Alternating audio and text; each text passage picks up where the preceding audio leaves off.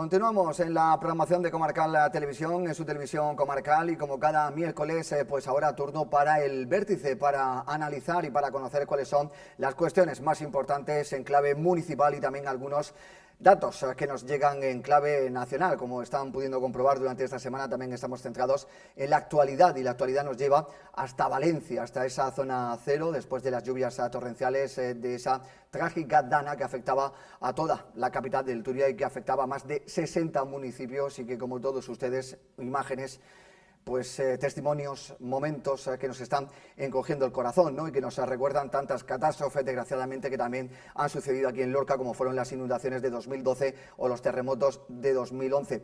Este primer bloque lo tenemos grabado aquí en Comarcal Televisión, porque los protagonistas partían esta pasada madrugada rumbo de nuevo a Valencia para apoyar, para realizar todas las labores de trabajo que pueden realizar y para, pues, estar codo con codo trabajando con los afectados. Se trata de miembros del Servicio de Emergencias de Lorca. Nos acompañan aquí esta noche en esta mesa el jefe del Servicio de Emergencias, Ricardo Villalba. ¿Qué tal? Buenas noches. Muy buenas noches. Y también Antonio Barón, psicólogo, ¿no? Una de las personas también importantes cuando se trata de este caso de catástrofes. Antonio, ¿qué tal? Buenas noches. Buenas noches. Gracias a los dos por estar aquí con nosotros. Antes de partir, como decimos, rumbo a Valencia, a esta hora de la noche ya están allí en Valencia. Realizando, Ricardo, ¿qué? ¿Cuáles son las primeras labores? Porque vosotros ya habéis estado, ha habido una primera columna que se desplazaba estos últimos días, tenía que volver por esa alerta naranja que aparecía aquí en la región de Murcia. ¿Y cuáles son las labores que vais a desarrollar durante los próximos días sobre el terreno? Sí, bien, pues nosotros en cuanto sucedió la catástrofe de Valencia estábamos listos para salir en cuanto nos llamaran. Esa luz verde para la salida se produjo el viernes, poco antes del mediodía, y en 4 o 5 horas estábamos en carretera ya hacia la zona de la catástrofe. Al llegar, pues bueno, nos asignaron Algemesí como zona de actuación, y dentro de Algemesí, pues los distintos servicios de intervención se repartían por calles, ¿no? Nosotros nos tocó una calle bastante grande, donde hubo que empezar poniendo iluminación, porque no había iluminación en la vía pública, y lo inmediato era bajar el nivel de agua de los garajes para inspeccionar los coches que había dentro. No digamos vaciarlo del todo, sino en el momento que pudiéramos entrar, bajar el nivel de agua a 1 metro, 1,20 m, para poder entrar y pues vadear la zona y registrar que en los vehículos no hubiera ninguna persona. Eso se hizo en 4 garajes, y además con la mini excavadora que tenemos en dotación, pues se viabilizaron muchas calles que estaban llenas de barro y de fango, y se fueron limpiando. En medio del trabajo, pues tuvimos que regresar con urgencia, desmontar y regresar por la alerta que teníamos en Lorca. Es cierto que habíamos mandado ya con antelación un equipo, pero dada la magnitud de la situación que el cariz que podía tomar, más cuando activaron la zona roja en el norte de Almería, eso determinó que tuviéramos que venirnos con urgencia, porque podría darse el caso de tener unas inundaciones también en nuestro municipio, por supuesto, y tenemos que responder, obviamente. ¿Cuántas personas viajáis hasta Valencia y qué material lleváis? En la primera columna de apoyo exterior, que se configuró el viernes, fuimos 13 personas. Esas 13 personas estaban configuradas por personal profesional de emergencias, que éramos 8, más 4 voluntarios que venían de apoyo con una ambulancia y también en actuaciones logísticas.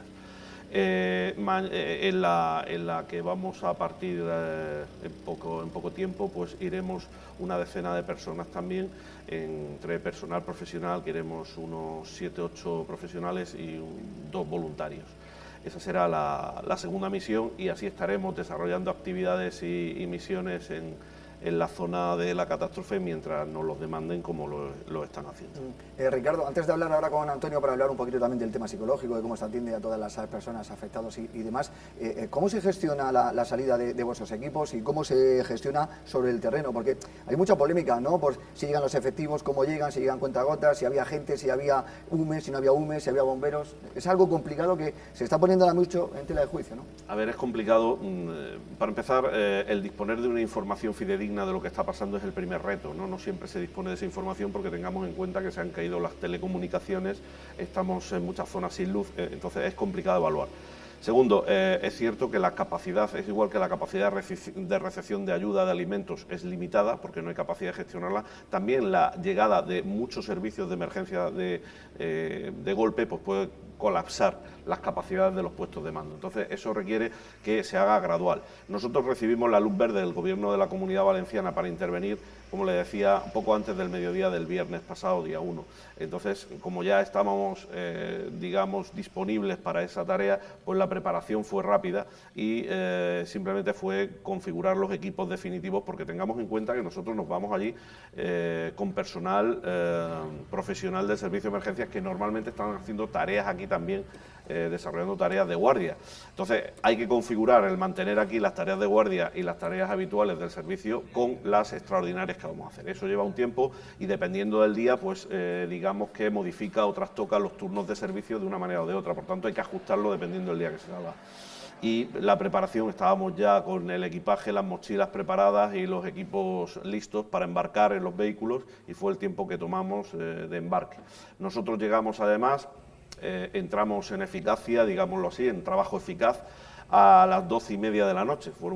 Salimos de aquí un poco antes de las 8, a las 12 de la noche estábamos en Algemesí y a las 12:30 estábamos interviniendo. Fue todo inmediato y nuestra entrada en eficacia, digamos que fue también muy rápida y enseguida estábamos ya desarrollando las tareas que nos habían asignado, como les digo, de viabilizar las distintas calles, retirar el barro y poder introducir los vehículos, dotar de iluminación la zona de actuación en la que vamos a intervenir y ya repartir las 6 motobombas que llevábamos en los distintos garajes para hacerlo simultáneo. No trabajamos solo en un garaje, trabajamos en 3 garajes a la vez distribuyendo las distintas motobombas que llevábamos. Luego, como le he dicho, procedíamos al registro del garaje para verificar que no hubiera personas dentro de los vehículos y con la misma pues seguíamos trabajando en otro. Así fue y eso fue durante el sábado y luego el domingo. Preferentemente trabajábamos también, para que lo conozca la población, trabajábamos de noche, porque para mover maquinaria y equipos por la vía pública pues era mejor de noche al no haber tanto tránsito de voluntarios y de personas que estaban intentando pues echar una mano. Por tanto, por medida de seguridad siempre trabajábamos de noche e intentábamos descansar de día. Así era el régimen de funcionamiento. Ajá. Ricardo, ¿qué os estáis encontrando? Porque yo creo que es una de las catástrofes mayores a las que os habéis enfrentado, ¿no? Vosotros y el resto de equipos de salvamento. Sí, es la catástrofe en la historia reciente de España más importante. Antes, por desgracia, teníamos el récord con el terremoto de Lorca en destrucción, no en víctimas, por suerte, pero ahora esto nos ha superado la magnitud del terremoto. Para que se hagan una idea los televidentes, multipliquemos los efectos del terremoto por 30, por 40, y eso es lo que tenemos allí, y muchísimas víctimas que, bueno, que irán apareciendo. Por suerte, las previsiones de encontrar muchas víctimas en determinados puntos, como era el centro comercial de Bonaire, no se ha producido, por tanto, una satisfacción. Esperemos que en estos días los desaparecidos pues vayan coordinando su situación y o vayan coordinándose dónde están y esperemos que, bueno, que la cifra de muertos no crezca.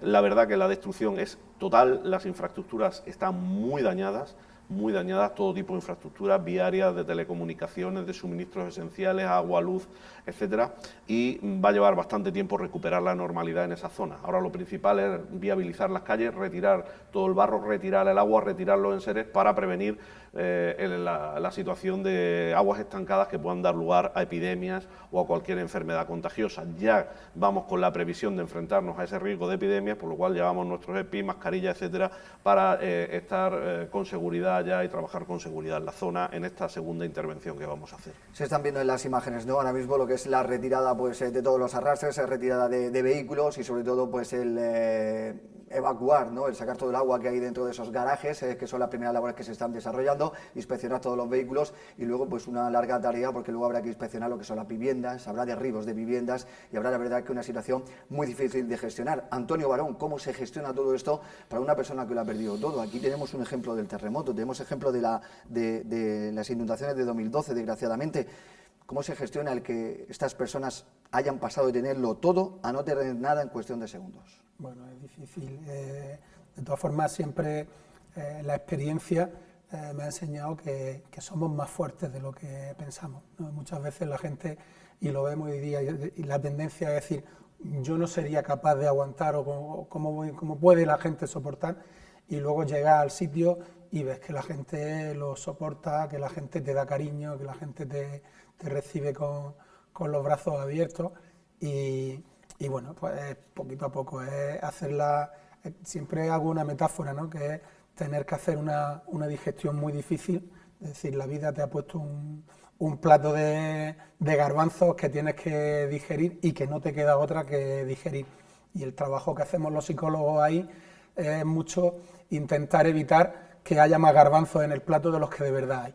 Siempre esta metáfora es decir, estos te los tienes que comer, pero vamos a intentar que no pongan más garbanzos, con las incertidumbres, con pensamientos que vienen automáticos, pero que en un momento dado pues son bastante destructivos. La tendencia de las personas es que cuando pueda pasarnos algo malo, nuestra mente te va a decir, pues esto va a ser peor, y qué va a pasar dentro de, y qué va a hacer, que no se trata tampoco de que demos expectativas que no son ciertas, ¿no? Se trata un poco de que estemos atentos a ese tipo de comentarios, a ese tipo de pensamientos, a ayudar a gestionar el dolor. Nosotros no vamos a quitar el dolor está ahí.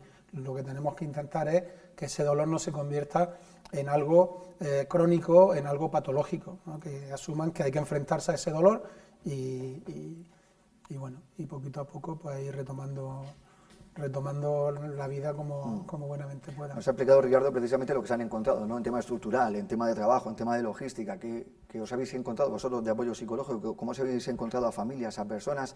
En el terremoto hablábamos y luego, posteriormente, pasaban unos días, pasaban unas semanas y veíamos esas imágenes de gente deambulando por la calle, que no sabía dónde ir, que más o menos esa imagen es lo que habéis encontrado allí, ahora en Valencia.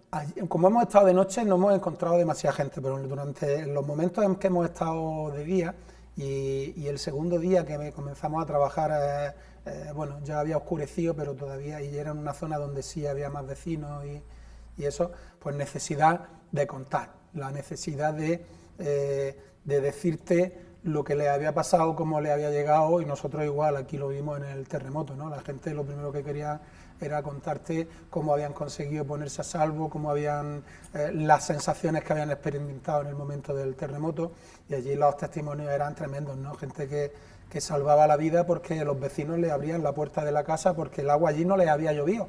Es un detalle importante que te cuenta la gente, y es que hay zonas donde no había llovido, pero sí que llegó el agua. Y de pronto vieron que el agua les llegaba a la suela de los zapatos y en cuestión de minutos tenían el agua por la rodilla. Y no era agua, era maleza, vegetación, todo lo que hemos visto que arrastra el agua por la rodilla, y que pues la gente tocaba en los portales y la gente de las viviendas de arriba le abrían para que pudiesen salvar la vida, y bueno, pues la necesidad de contarlo. Y también va muy bien, porque en psicología hay utilizamos, y en psicología de emergencia se utiliza mucho, que es esa exposición a esos pensamientos y a esas emociones. Es decir, todo lo que puedas hacer por querer evitar el malestar, muchas veces lo que hace es que te aumenta el malestar. Y una de las formas que hace que esa persona no tenga que estar en lucha con ese malestar es revivir ese malestar, pero en un contexto seguro, cuando te lo están contando, ¿no? El cómo te sentiste, qué experimentaste, qué hiciste, todo ese tipo como que ayuda a dar sentido a toda esa emoción y previene, nos protege muchísimo de futuros traumas, ¿no?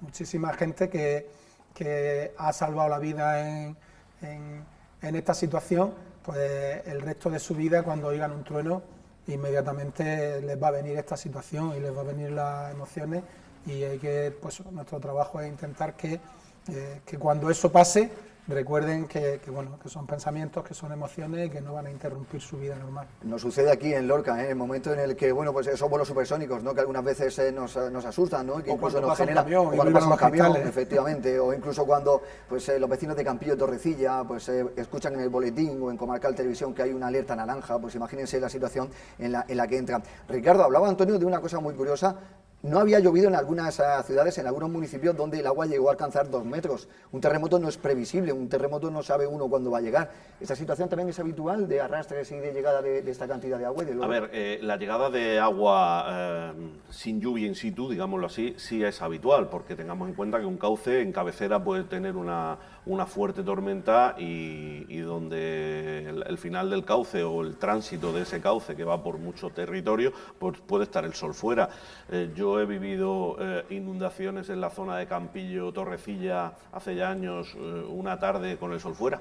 Y es que había llovido en cabecera, había caído una precipitación muy concentrada, una pequeña borrasca muy concentrada en la zona y el cielo estaba prácticamente despejado en Lorca y teníamos un palmo de agua en estas pedanías. Entonces, es posible, claro que es posible, las cuencas son amplias, en algunos casos son largas, y el problema de la longitud de las cuencas es que si llueve mucho en cabecera, el recorrido de la cuenca, el recorrido de agua que hace sobre la cuenca lo hace sobre unos cauces que muchas veces no están en las mejores condiciones, y entonces se producen esos arrastres de maleza, de algunas cuestiones de basura que se deja de forma irregular ahí, de coches mal aparcados, etcétera, ¿no? Que eso, sus efectos mayores los ejerce al final del recorrido con mayor violencia y mayor velocidad. Ese es el problema. Hablaban, Ricardo, algunos especialistas de que las inundaciones son las emergencias más complicadas de atender. ¿Por qué? Vamos a ver, la inundación, las inundaciones provocan unos efectos múltiples negativos. Es decir, nos está provocando, por un lado, el corte de las vías de comunicación para mandar la ayuda. Por otro lado, está afectando estructuralmente a lo que son las infraestructuras, las viviendas, etcétera. Por otro lado, está matando personas, digamos, por varios efectos, por arrastres, por ahogamiento, muchas veces también por el tránsito que se hace irregular con los vehículos cuando ya están inundadas por imprudencia. Entonces es multifactorial en lo negativo. La inundación es multifactorial en lo negativo. Tienen ventajas sobre los seísmos, que tenemos una capacidad relativa de alerta temprana. Si esos sistemas de alerta temprana y el enlace de esa alerta temprana con la población funciona adecuadamente. Entonces eso nos da ciertas ventajas a la hora de poner a salvo a la población. En este caso tenemos que tener en cuenta que es algo totalmente extraordinario, este tipo de precipitación, digamos, tan grande, ese espacio de territorio tan amplio que ha abordado, pero no deja de ser posibilidades que se tienen en los planes de emergencia de periodos de retorno de hasta 500 años. Es verdad que puede ser que esto se repitiera hace muchísimos años, pero entra dentro de los periodos de retorno que están calculados. Y hay que decir una cosa y tener en cuenta una cosa: puede suceder en cualquier punto de la cuenca mediterránea. Desde Málaga hasta Gerona podemos tener estas situaciones. Y Lorca también las puede sufrir, como la hemos sufrido en varias ocasiones, como la sufrimos en el 73, como la sufrimos en el 2012. Y hay que recordar que cuando vemos lluvias de la magnitud de 300, 400 litros que hemos tenido en algunos puntos de la provincia de Valencia en esta catástrofe, recordar que en 2012 tuvimos en el Cabezo de la Jara, en Puerto Lumbreras, índices pluviométricos que superaron los 300 litros. O sea que, no es tan extraño. Lo que es aquí más, novedoso en ese aspecto dañino es la gran extensión de terreno que ha azotado esta catástrofe. De hecho, la alerta naranja también estaba prevista aquí para ese día. Luego, afortunadamente, no cayó la cantidad de agua que estaba prevista, pero aquí sí se suspendieron colegios y se recomendó a la población el que no salieran. Había avisos y había alerta desde horas antes. Pero el ser humano, Antonio, tiende a intentar mantener o a intentar recuperar lo poco que tiene. Uno de los problemas que ha habido aquí también ha sido el intentar salvar el coche, el intentar salvar el vehículo, Antonio. Aquí esto es lo que ha generado, ¿no? Sacar del garaje, estate quieto, no tienes que hacer eso, ¿no? No solo el intentar sacar el coche, es nuestro gran caballo de batalla. Nuestro gran caballo de batalla es que si hay un aviso naranja no puedes seguir con tu vida normal. Es decir, y sobre todo cuando ya el aviso es rojo, el que nos tomamos demasiado a la ligera los avisos, sobre todo por agua. Es decir, son unos exagerados, son tremendos, luego o sea, paran el colegio y luego no cae ni una gota. Perfecto, es lo que queremos, que no caiga ni una gota dañina, pero cuesta mucho trabajo, ¿no? La gente, digamos que banaliza los avisos, no se los toman lo suficientemente en serio como para darse cuenta que si hay un aviso naranja y tengo pensado ir a hacer una comida en el campo, pues posiblemente corra el riesgo de que para llegar al campo se hayan desbordado alguna rambla, además en Lorca que los caminos rurales están atravesados por cientos de ramblas, pues tenemos cientos de cruces con agua donde hay que tomarse en serio.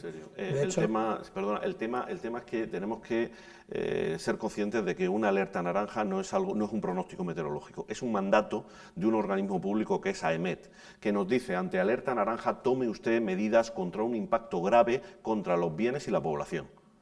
No es una cuestión que nosotros podamos, digamos, gradualizar o decir, pues hasta aquí, no, es un mandato del Plan de Fenómenos Meteorológicos Adversos a nivel nacional.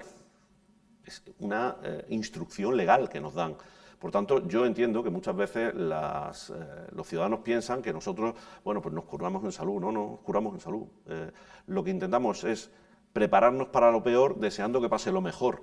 Y entonces, en ese aspecto es lo que hacemos, tomar medidas preventivas, que luego, como dice mi compañero Antonio, no llueve, pues bendito sea Dios, que no hemos tenido ningún problema. Pero ¿y si llueve y nos pasa, como ha pasado en Valencia, a una hora punta de la tarde, con todo el tránsito de vehículos, de ocio, de trabajo, de actividades extraescolares, etcétera, Salida etcétera? De chicos del Salida de chicos del colegio. Claro, eso es lo que evitamos. Una tromba de agua a las 2 de la tarde en una zona de colegio. Autobuses con recogida de ya tenemos problemas. Efectivamente. Y muchos desplazamientos de los padres y demás, etcétera. También este fin de semana, este domingo, se han suspendido muchos eventos deportivos por esa alerta naranja y para evitar lo que son los desplazamientos. Ricardo, Antonio, ¿qué hace falta para ir terminando? ¿Qué es lo que se necesita? Porque ya están diciendo que ropa es suficiente, que ropa no, pero sobre todo material, lo que es de trabajo, ¿no? Sí, ahora ya la parte de ropa y de agua, parece ser que los municipios incluso están pidiendo que ya no manden más, pero herramientas, palas, trajes de vadeo, trajes de botas para entrar en el agua, todo ese tipo de material para que pues bueno, la gente que se está acercando que pueda seguir haciendo trabajo con seguridad. Mascarillas, porque ahora ya empieza a ver... Mascarillas, guantes, EPIs... Empezamos a ver que hay sitios de agua donde el agua pues, puede llevar algún tipo de infección. Pues Antonio Barón, Ricardo Villalba, muchísimas gracias por haber estado con nosotros aquí en Comarcal Televisión. Gracias una vez más por la labor que realizáis y gracias por ser esos ángeles de la guarda, ¿no? Que muchas veces pues estáis atendiendo y os estáis arriesgando la vida para que los demás podamos vivir un poquito mejor. Muchísimas gracias, Ricardo. Gracias a vosotros. Gracias, Antonio. Muchísimas gracias. Bueno, pues hacemos una pequeña pausa, ¿no? Este primer bloque. Ahora sí, vamos a tener a los contertulios, a los compañeros para analizar también dentro de este programa, pues cuáles son las novedades y cuáles son las opiniones que tienen el resto de personas, de compañeros que están aquí cada noche en el Vértice en cuanto a este tema, a la Dana que ha afectado a Valencia y otras cuestiones que también vamos a poner aquí en relieve.